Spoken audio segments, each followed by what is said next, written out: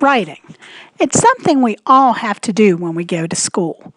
We need writing to record our thoughts and important information. Now, some people get really excited about writing, but many of us, especially school-age children, feel more this way about writing.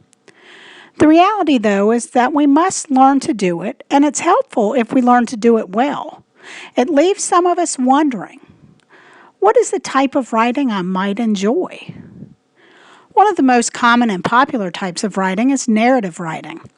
Narrative writing is fairly popular because it, 1, tells a story. It's not a boring essay or research paper. 2, is told from the writer's or narrator's point of view. 3, has an order of events from beginning to end. 4, a narrative writing activity can entertain the reader by evoking emotions. It could be funny, sad, interesting, scary, or serious. Narrative writing uses a lot of describing words and is usually told in the past tense, so the writer can pull from past experiences.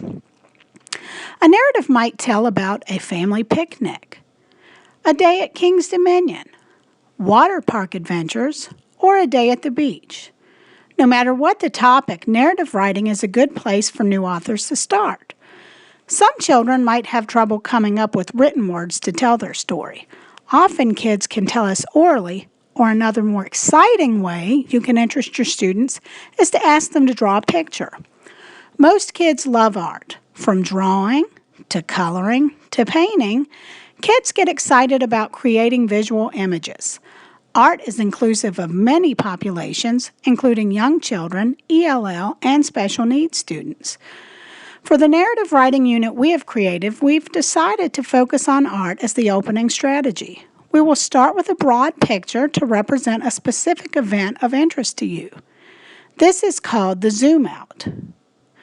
We would then have a child write a reflection about the zoom out picture he or she created. On a later day, we would ask our students to choose one specific part from the zoom out picture. We would ask that child to create a new picture called the zoom in.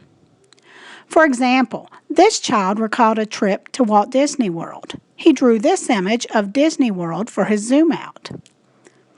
For his zoom in, he focused specifically on Splash Mountain. After a student finishes his zoom out, or then later his zoom in picture, we ask the child to write specifically about that picture using as much description as possible. We believe that using mediums such as this will help to make the writing process more personal and more fun. Let's get started.